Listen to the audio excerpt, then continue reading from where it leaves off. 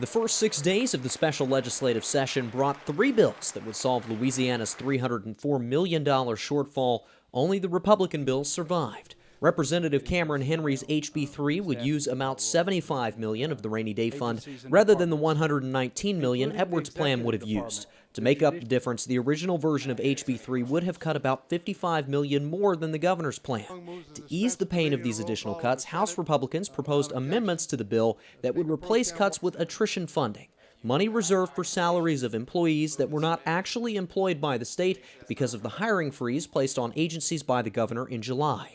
HB3 would use about $17 million of this fund. The other surviving plan, HB8, authored by Bacala and Edmonds, would use about $105 million and nothing from the rainy day fund. House Democrats argued this attrition money does not exist because the fund was tapped to cover the first mid-year deficit, and it's unclear exactly how much is left. At least 70 members of the House must approve the rainy day fund in a vote on Sunday, otherwise HB3 dies.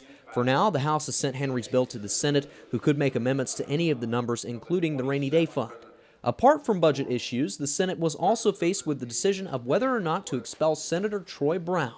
In the span of 1 year, Brown pleaded no contest to 2 charges of domestic violence. After the Senate Select Committee on Discipline and Expulsion met to discuss his case on Wednesday, Brown decided to resign.